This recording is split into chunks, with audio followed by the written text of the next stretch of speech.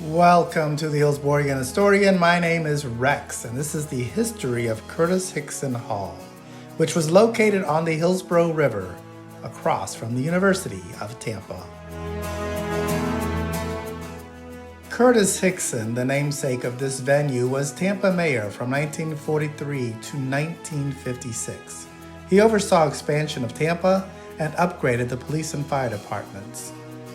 He passed away while in office in 1956, and Mayor Young was sworn in. In 1958, Mayor Nucio named a commission to work on a potential convention center. By 1963, plans for a convention center would materialize. It would replace a section of the riverfront composed of warehouses and railways. Everybody is checking out the plans, and it looks like they approve of it.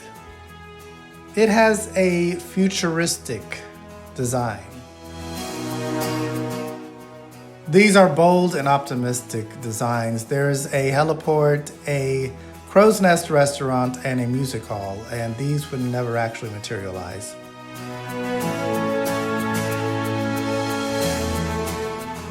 In June 1963, citizens gathered at the site, and because this is Tampa, there was not a groundbreaking, but a ground blasting.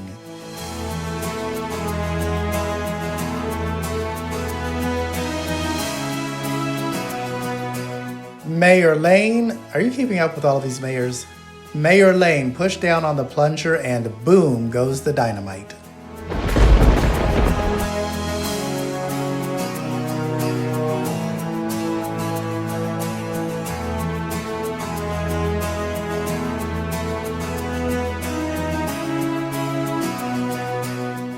From the beginning, Curtis Hixon Hall always had kind of a name problem.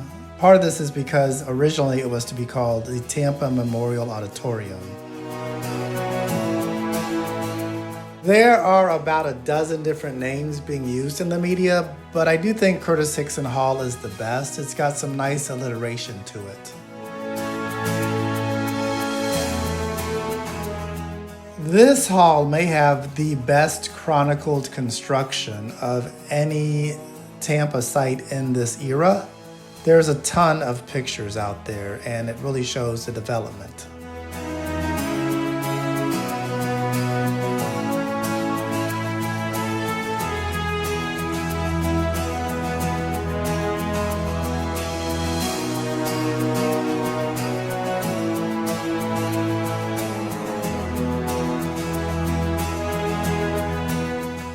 All right, as we're approaching 1965, progress is looking good, and this project is almost done. Not too shabby.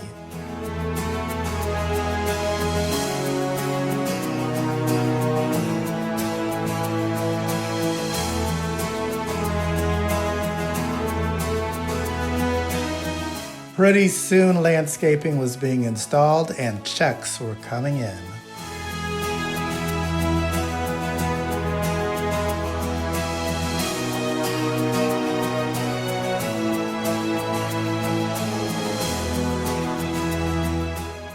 Look at this fancy bus. This was a big deal.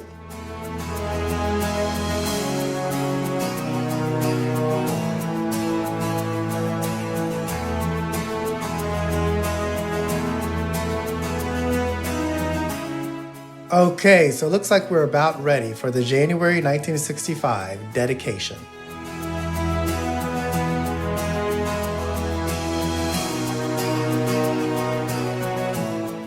This is a new modern venue, and it will help promote the city of Tampa.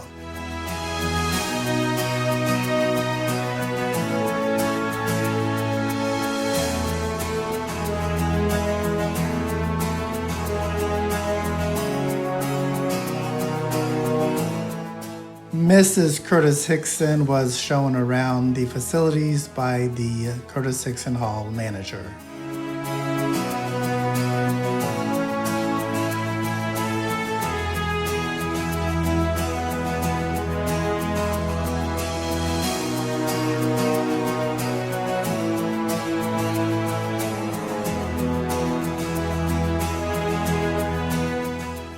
Former Mayor Lane was there, as was Mayor Nucio, who unveiled a picture of Mayor Hixon. Are you keeping up with all of these mayors? There may be a quiz later.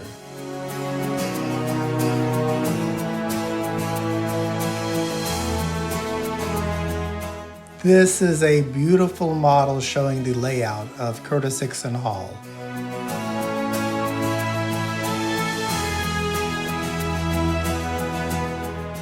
Come on, let's take a look around.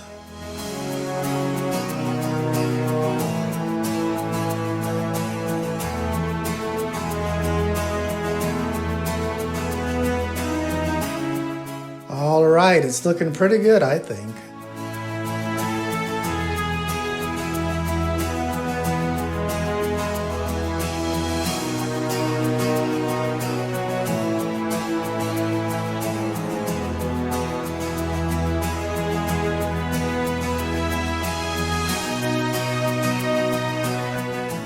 I do like this water fountain design.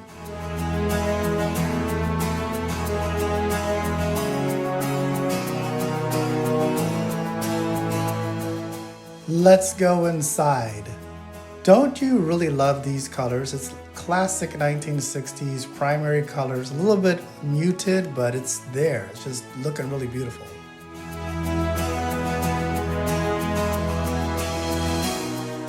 The main hall was about the size of a football field.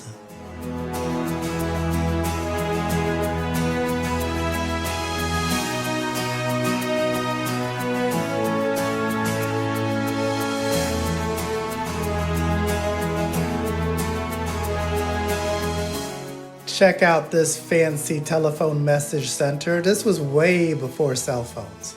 And this looks like an episode of Mad Men. Okay, but what about all the fancy events held at this place? Well, there was a ton of them.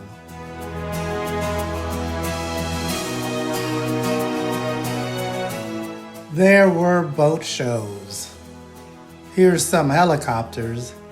And the Harlem Globetrotters would even come in once in a while. There was also dancing. This is some kind of sales convention. And a circus would also come in once in a while. So many different types of events were held at this place that we could be here all day.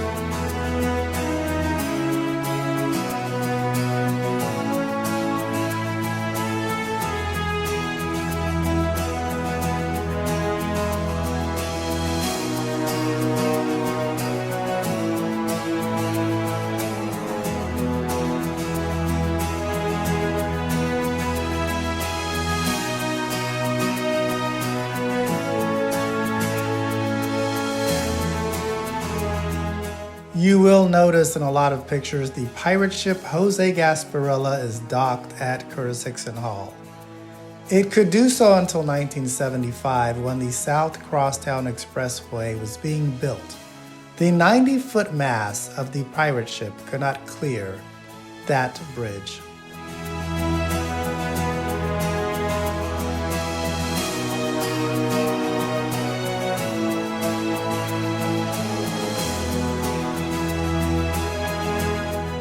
In November 1968, Jimi Hendrix played at Curtis Hixon Hall. It had been a long day, and a sick Hendrix did his best to perform. It's hard to imagine, but the audience was said to have been rude and unresponsive. Eventually, Hendrix played with his back to the audience, and then he stated, "I thought you came to listen to me, not look at me." One obscene gesture later by Hendrix, and he was gone. Half a century later, a plaque was put up in his honor near the location of this event.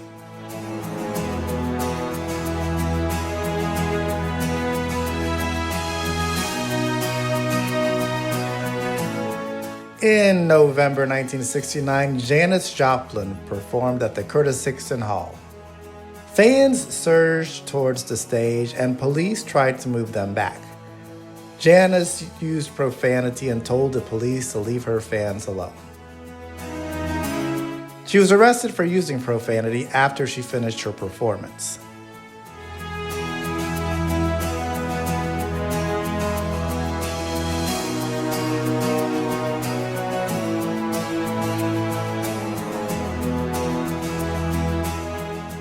In March 1970, she was fined $200. Sadly, she died later that year.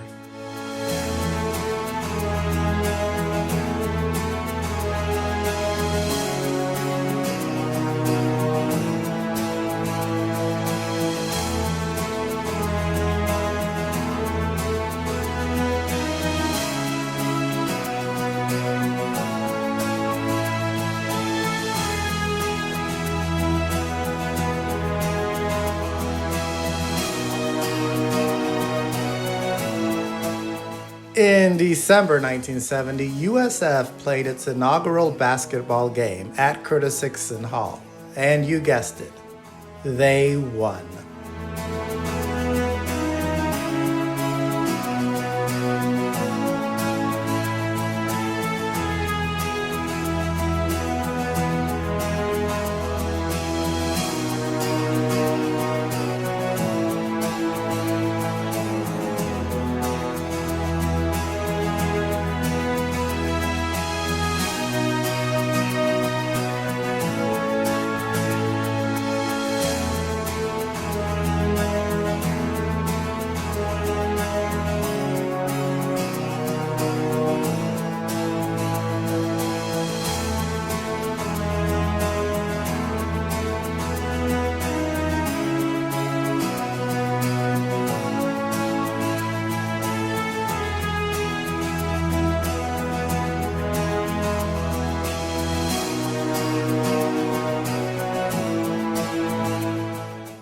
In 1972, the USS Requin was docked near Curtis Hixon Hall. The submarine would stay there for almost 2 decades.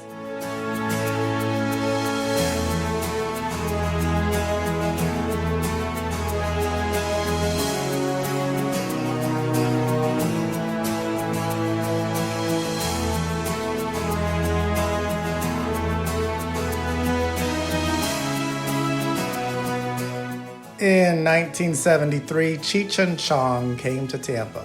They performed at Curtis Hixon Hall, and you guessed it, they were arrested for disorderly conduct. They paid their fine and left town.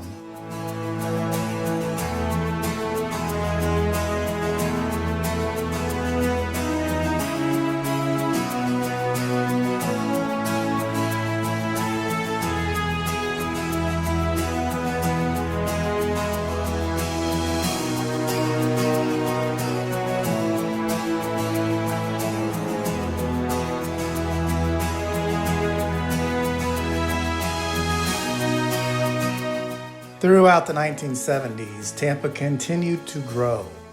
Other venues would begin to appear, and they would compete for the business that Curtis Hixon Hall needed.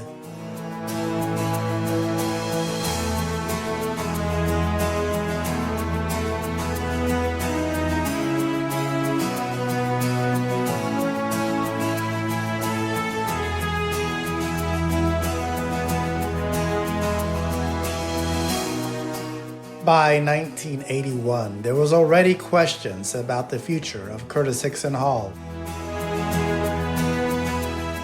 Essentially, options boiled down to expansion or replacement.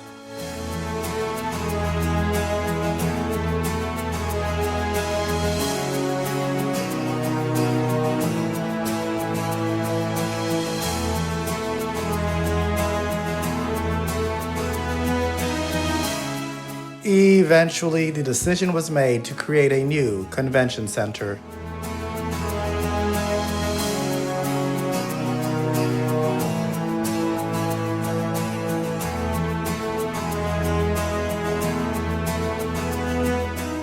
In 1990, the Tampa Convention Center opened up about a mile downriver from Curtis Hixon Hall.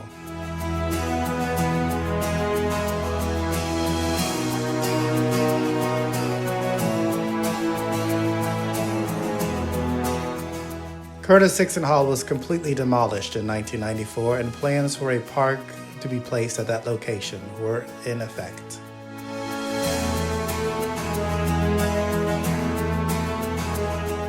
Even the Curtis Hixon Hall at Safety Village was demolished at this time. But hey, that's showbiz.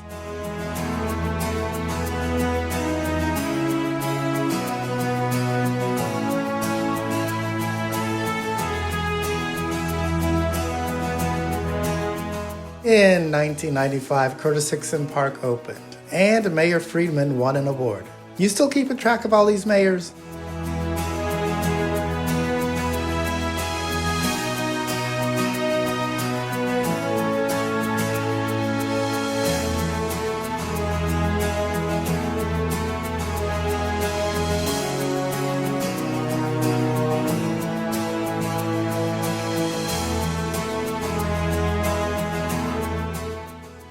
Today, Curtis Hixon Park is a jewel on the Tampa River Walk.